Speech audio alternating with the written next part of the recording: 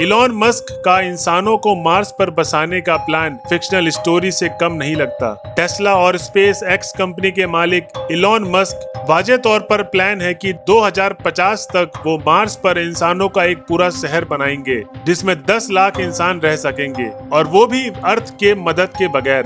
Elon Musk के इस plan का मजाक उड़ाया जाता था, लेकिन मार्स कॉलोनाइजेशन के इस ख्वाब पर लोग अब यकीन करने लगे हैं जब नासा ने भी स्पेस एक्स के मार्स मिशन को ज्वाइन कर लिया, क्योंकि पिछले साल कई सालों से स्पेस एक्स रॉकेट टेक्नोलॉजी में काफी ज्यादा तरक्की कर चुकी है। जैसे कि हम जानते हैं कि इलॉन मस्क की company Tesla electric auto pilot course बनाने में भी एक्सपर्ट है। इसी तरह स्पेस एक्स के रॉकेट्स में भी ऐसी टेक्नोलॉजी इस्तेमाल की गई है जिसमें वो कम से कम फ्यूल यूज कर सके और स्पेस तक पहुंचने की कैपेबिलिटी रखती है। मार्स, जो कि अर्थ से 6 करोड़ 20 लाख किलोमीटर दूर है, वहां तक इंसानों को पहुंचाने के लिए एक खास तरीके की स्टारशिप बनाई जा रही है जो एलॉन मस्क के मुताबिक टेस्ला में इस्तेमाल होने वाली बैटरीज पर ऑपरेट होंगी, यानी उसमें फ्यूल कम से कम इस्तेमाल किया जाएगा।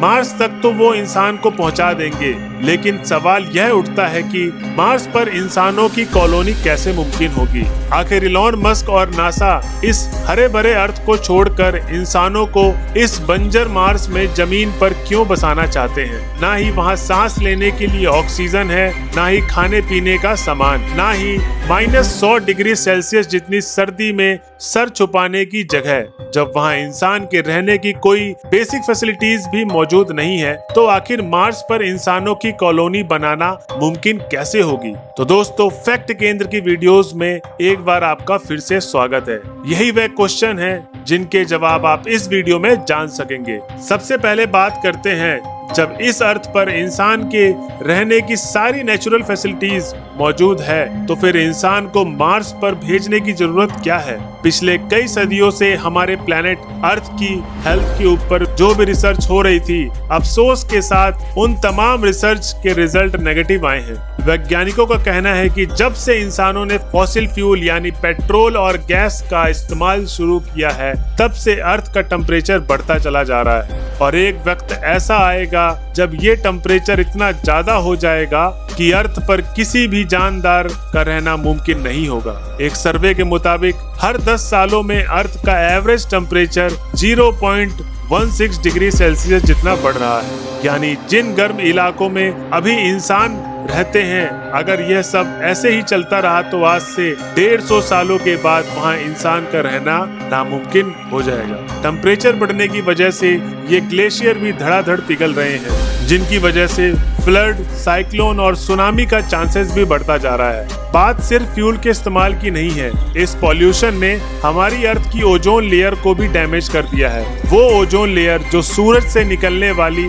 जानलेवा रेस से हमें बचाती है, वे भी अब आहिस्ता आहिस्ता करके डैमेज होती जा रही है। यानी एक तरफ पॉल्यूशन से पैदा होने वाली गर्मी और दूसरी तरफ खौफनाक सोलर रेडिएशन। वैज्ञानिकों की एक बात तो कंफर्म हो चुकी है, एक ना एक दिन हमारा अर्थ रहने के काबिल नहीं बचेगा, और यही वजह है कि हम इंसान अपने लिए एक दूसरा घर यानी एक दूसरा प्लेनेट अभी से ढूंढ रहे हैं। हमारे सोलर सिस्टम में तो दूसरे भी कई प्लैनेट्स मौजूद हैं, तो फिर आखिर मार्स को ही क्यों चुना जा रहा है? हमारे सोलर सिस्टम में हमारा एक पड़ोसी प्लैनेट वीनस है और दूसरा मार्स। वीनस जो मार्स के मुकाबले अर्थ से काफी करीब है, लेकिन हम वहाँ नहीं जा सकते क्योंकि वहाँ वो ही सब कुछ है जिससे हम लोग भाग रहे हैं, यानी गर्मी। जी हाँ, वीनस सूरज के चक्कर लगाने वाला दूसरा प्लेनेट है जहाँ पर इतनी ज्यादा गर्मी होती है कि वहाँ पर लोहा भी पिघल जाए। दूसरी तरफ हमारा पड़ोसी है जो मार्स, जो सूरज के इर्द गिर्द चक्कर लगाने वाला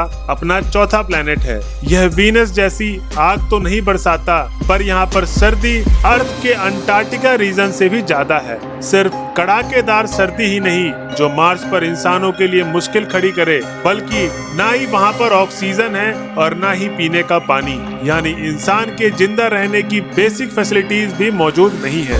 ये सारे कंडीशन जानने के बावजूद भी नासा के पास आखिर ऐसा क्या प्लान है जिससे वह मार्स पर इंसानों को जिंदा रख सकते हैं? इलॉन मस्क के प्लान के मुताबिक 2026 से पहले मार्स पर इंसानों का एक छोटा ग्रुप जाएगा। इस ग्रुप के पास कम से कम 2 साल तक जिंदा रहने तक का तमाम चीजें मौजूद होंगी, यानी खाना पीना, ऑक्सीजन और प्रेशराइज सूट। लेकिन इस ग्रुप के वहां जाने से भी पहला मार्स पर एक प्रोटेक्टिव शेल्टर बनाना बहुत जरूरी है, क्योंकि मार्स पर मिट्टी के खौफनाक तूफान इंसानों को नुकसान पहुंचा सकते हैं। ये प्रोटेक्टिव शेल्टर मार्स पर मौजूद मिट्टी से ही बनाए जाएंगे, लेकिन जब मार्स पर इंसान नहीं होंगे तो शेल्टर आखिर बनाएगा कौन? हैरत अंगेज स्टोर पे ये शेल्टर मार्स पर मौजूद रोबोट्स बनाएंगे। आर्टिफिशियल इंटेलिजेंस रोबोट्स को इंसान से पहले मार्स पर भेजा जाएगा। ये एक खास किस्म के रोबोट्स होंगे जो वैसे तो अलग अलग हिस्सों में काम कर सकेंगे, लेकिन जरूरत पड़ने पर वह एक साथ जुड़ भी सकेंगे। ये रोबोट्स इंसान के काम करने से काफी ज्यादा फास्ट काम कर सकेंगे, जिसमें कैमरा, सेंसर्स, मिट्टी खोदने के लिए एक्सकलेटर्स और 3D प्रिंटर्स यूनिट्स भी लगे होंगे। सोलर एनर्जी से चलने वाला ये रोबोट पहले तो सेंसर की मदद से एक खास किस्म की मिट्टी ढूंढेगा। जिस जगह पर वह खास मिट्टी ज्यादा पाई जाएगी, वहीं पर बेस यूनिट कायम कर लेंगे। इन रोबोट में जिसका काम डिगिंग का होगा, वह उस जगह को खोदकर मिट्टी को कलेक्ट करेगा। फिर छोटे छोटे रोबोट्स ये मिट्टी रिफाइनिंग यूनिट तक लेकर जाएंगे। रिफाइनिंग के बाद मिट्टी 3D प्रिंटर्स यूनिट तक पहुंचाई जाएगी, जो एक एक लेयर करके 3D प्रिंट करते जाएंगे। कई महीनों तक ये काम ऐसे ही चलता रहेगा, जिसको अर्थ से बैठकर मॉनिटर किया जा सकेगा। शेल्टर कंप्लीट होने के बाद स्टार्ट होगा रोबोट्स का दूसरा फेज। अब मार्स पर पहली बार इंसानों का एक ग्रुप लैंड करेगा। क्योंकि इंसान यहाँ पर पहली बार लैंड करेगा, इसलिए इनके पास काफी सारा सामान भी मौजूद होगा। मार्स पर मौजूद रोबोट्स इंसानों का वहां पर वेलकम करेंगे। उनका सामान उठाकर लैंडिंग साइट से बेस यूनिट तक ले जाएंगे और बेस यूनिट के शेल्टर के अंदर छोटे छोटे यूनिट्स को रखा जाएगा। क्योंकि मार्स में एटमॉस्फेरिक प्रेशर बहुत ही कम है, इसी वजह से इंसान वहां पर इन प्रेशराइज यूनिट में रहेंगे। यानी इन यूनिट्स का अर्थ है आर्टिफिशियल प्रेशर बनाया जाएगा। ये सारे प्रेशराइज कैबिन्स एक दूसरे से जुड़े होंगे और इनको इलेक्ट्रिसिटी देने के लिए एक सोलर फॉर्म रोबोट की मदद से कायम किया जाएगा। अगर किसी इंसान को बेस यूनिट से बाहर जाना होगा तो एक स्पेशल गाड़ी कैबिन के दरवाजे पर आकर फिक्स की जाएगी, ताकि दरवाजा खोलने से अंदर का प्रेशर लीक ना हो सके। अब बारी होगी मार्स पर एक ग्रीन हाउस बनाने की, ताकि मार्स पर वेजिटेशन की जा सके। साइंस रिसर्च के मुताबिक मार्स पर स्टार्टिंग में सिर्फ पोटैटो और बीन्स लगाए जा सकेंगे। ग्रीन हाउस के अंदर प्लांट्स जैसे ही बड़े होंगे, उनमें से एक ऐसी चीज निकलेगी जिसका होना मार्स पर बहुत ही ज्यादा जरूरी है, और वो है ऑक्सीजन। जी हाँ, ये प्लांट्स मार्स पर सब्जियों के अलावा इंसानों को ऑक्सीजन भी देंगे, लेकिन ये ऑक्सीजन इतना ज्यादा नहीं होगा। इसलिए जल्द से जल्द मार्स पर ऑक्सीजन बनाने का भी बंदोबस्त किया जाएगा। हैरत अंगेज तौर पर यह एक्सपेरिमेंट मार्स रोवर पहले ही कर चुका है। एक स्पेशल डिवाइस जो सोलर एनर्जी के जरिए ऑपरेट होगी, वो मार्स के एटमॉस्फेरिक से कार्बन डाइऑक्साइड को लेकर उसमें से हीट और इलेक्ट्रिसिटी करंट पास करेगी, जिससे ऑक्सीजन कार्बन डाइऑक्साइड से अलग हो जाएगा और उस ऑक्सीजन को कलेक्ट कर लिया जाएगा। यानी अब इंसानों की एक छोटी टीम वहां ऑक्सीजन भी बना सकेगी।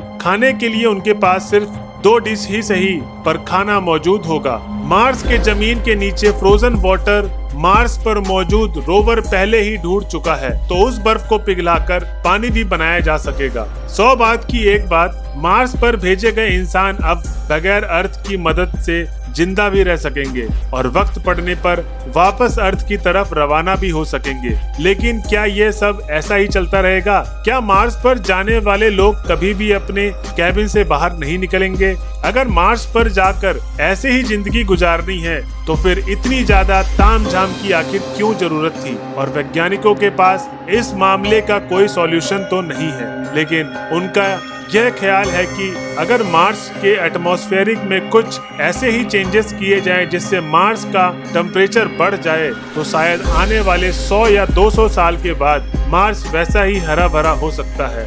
जैसा अभी हमारा अर्थ है। यानी वैज्ञानिकों के मुताबिक मार्स का टेम्परेचर बढ़ने से वहाँ दोबारा जिंदगी पाई जा सकती है और इस काम के लिए जो आइडियाज दिए जा रहे हैं वह जानकर यकीन करना मुश्किल होगा। मैरीनोवा का आइडिया है कि मार्स पर रोबोट्स की मदद से फैक्ट्रीज बनाई जाए तो सुबह शाम और दिन रात सिर्फ एक ही काम करेगी। उनका काम होगा सिर्फ धुआं निकालना और उस धुएं की वजह से मार्स में वो ही सब कुछ होगा जो अर्थ के अंदर हो रहा है, यानी ग्लोबल वार्मिंग। दूसरी तरफ इलॉन मस्क ने मार्स का टेम्परेचर बढ़ाने के लिए एक आइडिया दिया है। उनका कहना है कि मार्स पर 10,000 न्यूक्लियर मिसाइल फायर की जाए तो वहाँ की आइसक्रीम मेल्ट होगी और वहाँ का ओवरऑल टेम्परेचर भी बढ़ जाएगा, जिसकी वजह से मार्स जल्द से जल्द इंसानों के रहने के काबिल बन सकेगा। और नासा का अब तक यही प्लान है कि 2026 से पहले इंसानों का छोटा ग्रुप वहां जाकर मुख्तलिफ एक्सपेरिमेंट करेगा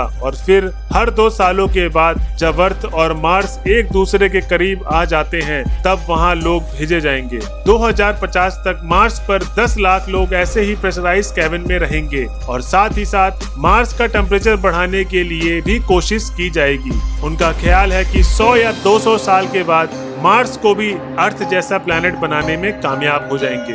उम्मीद है कि फैक्ट केंद्र की इस वीडियो को आप जरूर लाइक और सब्सक्राइब करेंगे। आज के लिए बस इतना ही, धन्यवाद।